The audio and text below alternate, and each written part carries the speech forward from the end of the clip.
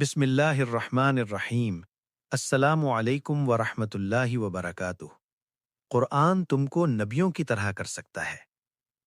حضرت مسیح موعود علیہ السلام فرماتے ہیں، جیسا کہ خدا نے مجھے مخاطب کر کے فرمایا کہ الخیر کلہ فی القرآن، تمام قسم کی بھلائیاں قرآن میں ہیں۔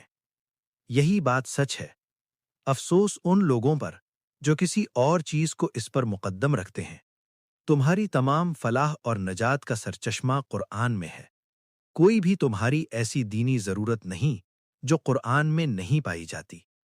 تمہارے ایمان کا مصدق یا مکذب قیامت کے دن قرآن ہے، اور بجز قرآن کے آسمان کے نیچے اور کوئی کتاب نہیں جو بلا واسطہ قرآن تمہیں ہدایت دے سکے۔ خدا نے تم پر بہت احسان کیا ہے جو قرآن جیسی کتاب تمہیں عنایت کی۔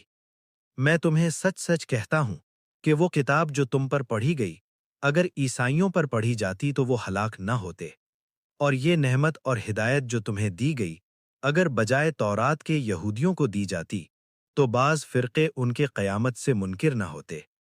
پس اس نعمت کی قدر کرو جو تمہیں دی گئی۔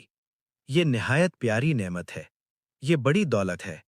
اگر قرآن نہ آتا تو تمام دنیا ایک گندے مضغے کی طرح تھی۔ قرآن وہ کتاب ہے جس کے مقابل پر تمام ہدایتیں ہیچ ہیں۔ انجیل کے لانے والا وہ روح القدس تھا جو کبوتر کی شکل پر ظاہر ہوا، جو ایک ضعیف اور کمزور جانور ہے جس کو بلی بھی پکڑ سکتی ہے۔ اسی لیے عیسائی دن بدن کمزوری کے گڑھے میں پڑتے گئے اور روحانیت ان میں باقی نہ رہی، کیونکہ تمام ان کے ایمان کا مدار کبوتر پر تھا۔ مگر قرآن کا روح القدس اس عظیم الشان شکل میں ظاہر ہوا تھا جس نے زمین سے لے کر آسمان تک اپنے وجود سے تمام ارض و سما کو بھر دیا تھا۔ پس کجا وہ کبوتر اور کجا یہ تجلی عظیم جس کا قرآن شریف میں بھی ذکر ہے۔ قرآن ایک ہفتے میں انسان کو پاک کر سکتا ہے اگر سوری یا مانوی اعراض نہ ہو۔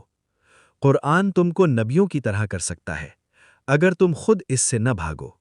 بجز قرآن کس کتاب نے اپنی ابتدا میں ہی اپنے پڑھنے والوں کو یہ دعا سکھلائی اور یہ امید دی کہ اہدنا الصراط المستقیم صراط الذین انعمت علیہم غیر المغضوب علیہم، یعنی ہمیں اپنی ان نعمتوں کی راہ دکھلائی جو پہلوں کو دکھلائی گئیں، جو نبی اور رسول اور صدیق اور شہید اور صالح تھے۔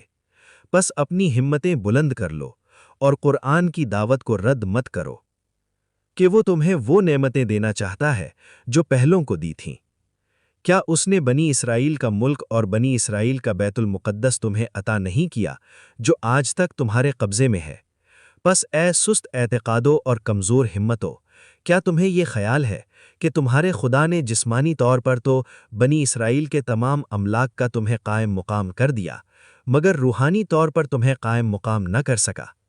بلکہ خدا کا تمہاری نسبت ان سے زیادہ فیض رسانی کا ارادہ ہے۔ خدا نے تمہیں روحانی جسمانی متاع و مال کا تمہیں وارث بنایا، مگر تمہارا وارث کوئی دوسرا نہ ہوگا جب تک کہ قیامت آ جاوے۔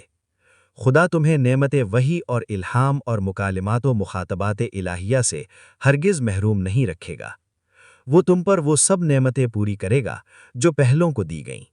لیکن جو شخص گستاخی کی راہ سے خدا پر جھوٹ باندھے گا اور کہے گا کہ خدا کی وحی میرے پر نازل ہوئی حالانکہ نہیں نازل ہوئی، اور یا کہے گا کہ مجھے شرف مکالمات اور مخاطبات الہیہ کا نصیب ہوا حالانکہ نہیں نصیب ہوا، تو میں خدا اور اس کے ملائکہ کو گواہ رکھتا ہوں کہ وہ ہلاک کیا جائے گا، کیونکہ اس نے اپنے خالق پر جھوٹ باندھا اور فریب کیا اور سخت بے باکی اور شوخی ظاہر کی۔ سو تم اس مقام میں ڈرو۔